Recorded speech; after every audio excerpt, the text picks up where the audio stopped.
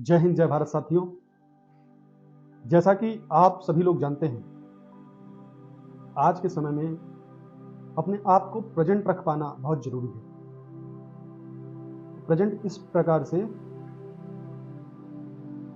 कि social media का जमाना है। सोशल मीडिया के जमाने में क्या क्या माध्यम हो सकते हैं जिन पे आप प्रेजेंट हो सकते हैं, प्रेजेंट रह सकते हैं।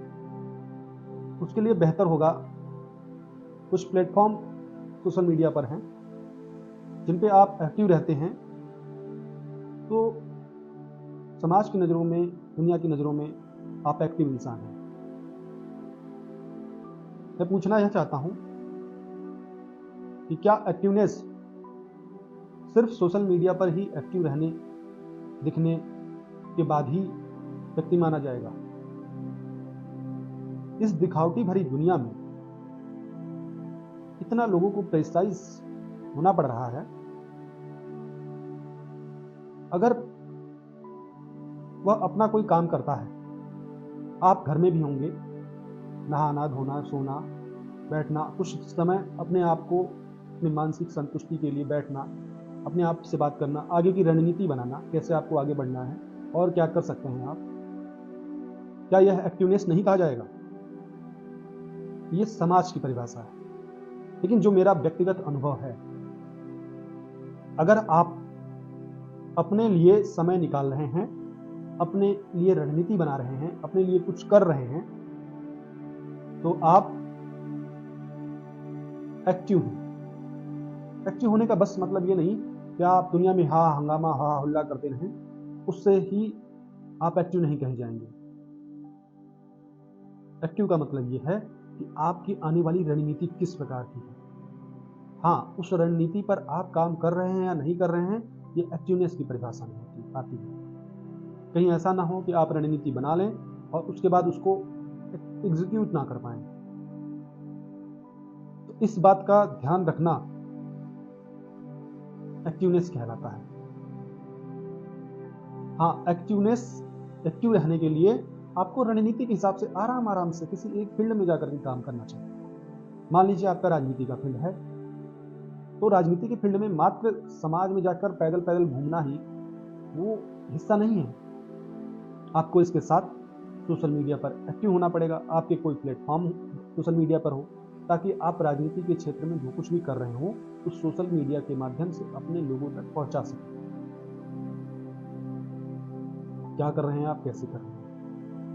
इसके साथ ही अगर आप किसी प्रोफेशन में हो या वकालत में हो, तो आप वकालत में हैं तो आपके पास एक ऐसा भी प्लेटफॉर्म होना चाहिए जिसके थ्रू आप अपने क्लाइंट तक, यानी कस्टमरों तक, अपनी बात को आसानी से पहुंचा सकें।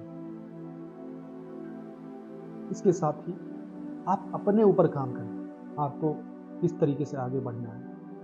अब जैसे पॉलिटिक्स में है, पॉलिटिक्स वाले चैनल में आपको पॉलिटिक्स में रहने के साथ साथ आपके अंदर अपने ऊपर काम करने के लिए भाषण देने की कला आनी चाहिए। आपको प्रेजेंट करने की कला आपको आनी चाहिए, बोलने की कला आनी चाहिए। आपको नॉलेज होना चाहिए, समाज की समस्याओं का समाधान देना चाहिए। गवर्नमेंट की स्कीमों के बारे में जानकारी इकट्ठा कर वो अपने लोगों तक पहुंचाना चाहिए। क्या क्या समस्याएं आ रही, उसका समाधान करना चाहिए। ये पॉलिटिकल एजेंडा है, पॉलिटिकल प्लेटफॉर्म पे आप ऐसा करें। दूसरा है समस्याएं। आप समाज में हो रहे अत्याचारों के खिलाफ आवाज उठा सकते हैं, लोगों को इकट्ठा कर सकते हैं, पूरी टीम बना सकते हैं, समाज में, पूरे देश में काम कर सकते हैं। अपनी ब्रांडिंग कैसे करनी है, अपने आप को आगे रिप्रेजेंट कैसे करना है, देश विदेश की नॉलेज के बारे में इकट्ठा करके अपने लोगों को बता सकते हैं, क्या बताना है, उनको कितना जागरूक करना है, जागरूक कर सकते हैं। ऐसे ही प्रोफेशन में आप अपने कस्टमरों को क्या सर्विसेज दे रहे हैं, बेहतर सर्विस उनको दे सकते हैं, उनके बारे में बता सकते हैं। सर्विस वो ले रहे हैं आपकी, तो कैसे उस सर्विस का और ज़्यादा से ज़्यादा लाभ उठा सके, उसके बारे में आपको बताना चाहिए। अपने प्रोफेशन में अपडेट रहना आपकी जिम्मेदारी बनती है। जो भी वर्क आपके पास है उसको कंप्लीट करना वो आपकी जिम्मेदारी है। तो इस प्रकार की सेवाएं आप प्रोफेशन में और अपने आपके पैशन में दे सकते हैं। बाकी दुनिया कितनी तेज भाग रही है, दौड़ रही है, अगर आप उस भाग दौड़ भरी जिंदगी को जीना चाहेंगे तो आप ना इधर के रहेंगे ना उधर के रहेंगे, आपके जीवन की शांति मात्र भंग होगी। आपको कैसे जीना है अपने जीवन का, जीवन आपका है, आपको फोकस्ड कहाँ कितना करना है वो आप तय कीजिए। किसी के दिखावे में आकर, किसी के बहकावे में आकर कुछ भी ऐसा करने की जरूरत नहीं है। आप अपने शारीरिक क्षमताओं पर ध्यान दीजिए, स्वास्थ्य पर ध्यान दीजिए। सबसे पहले तो स्वास्थ्य रहेगा तो बाकी चीजें रहेंगी। इसी प्रकार और बहुत सी महत्वपूर्ण चीजें हैं जो आपको ध्यान रखनी चाहिए, और जीवन को स्टेप बाय स्टेप